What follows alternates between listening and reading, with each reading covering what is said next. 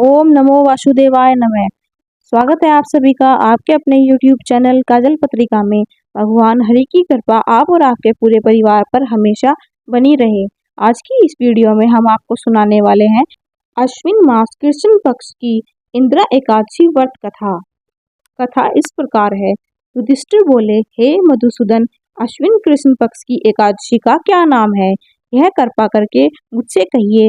श्री कृष्ण जी बोले, अश्विन के कृष्ण पक्ष में इंदिरा नाम की एक एकादशी होती है, जो कि अधोगति को प्राप्त हुए पितरों को गति देने वाली है। राजन, सावधान पूर्वक होकर सुनो। पहले सत्य युग में शत्रुओं को दबाने वाला इंद्रसेन राजा था। वह महिष्मती पुरी में धर्म से प्रजा की रक्षा करते हुए राज करता था। वह पुत्र पौत्र और अन्य धन से युक्त और भगवान का परम भक्त था। एक दिन राजा सुख से सभा में बैठा था।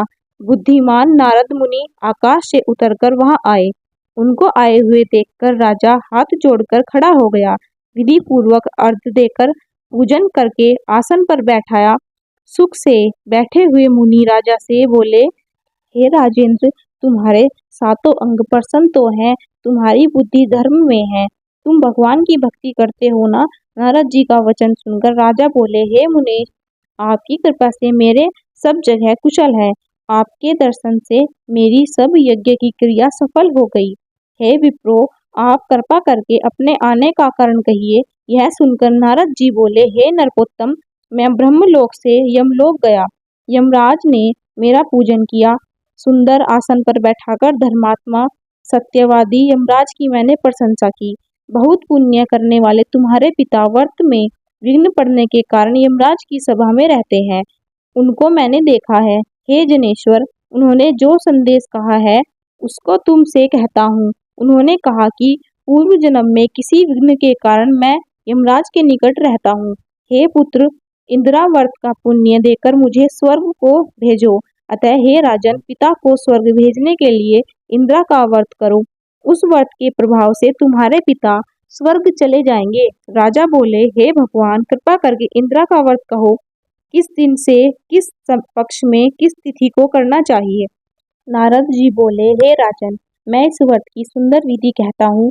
अश्विन कृष्ण पक्ष की दशमी को श्राद्ध पूर्वक चित्त से प्रातःकाल स्नान करें। पितरों को मध्याह्न के समय नदी आदि में स्नान करें। पितरों को प्रसन्न करने के लिए श्राद्ध पूर्वक श्राद्ध करें। एक बार भोजन करके रात में भूमि पर शयन करें। प्रातःकाल होने पर एकादशी को दातून कुल्ला करके मुक्त हुए। फिर भक्ति भाव से उपवास के नियमों को ग्रहण करें।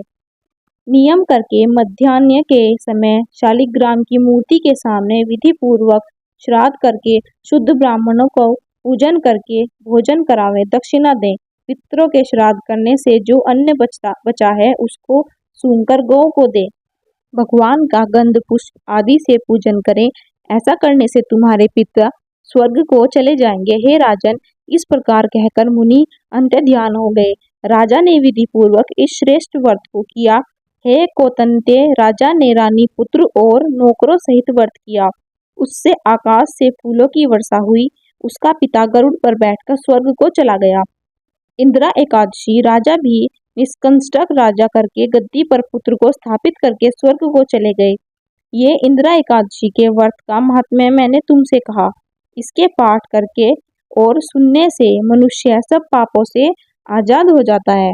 इस लोक में सब सुखों को भोगकर अंत में विष्णु लोक में बहुत दिन निवास करता है। फलाहार, इस दिन शालिग्राम भगवान का पूजन करें। इस दिन तिल गुड़ का सागार होता है। इस तरह अश्विन मास कृष्ण पक्ष की इंदिरा एकादशी व्रत कथा का समापन होता है। तो दोस्तों, यह थी आज की वीडियो। उम्मीद करती हूँ आपको यह वीडियो पसंद आई होगी। अगर आपको यह वीडियो पसंद आई है तो चैनल को लाइक करें, सब्सक्राइब करें, और जो चैनल पर पहली बार आए हैं वह चैनल को सब्सक्राइब करके बेल आइकन पर प्रेस जरूर कीजिएगा। मिलते हैं अगली वीडियो में, तब तक के लिए ओम हरि।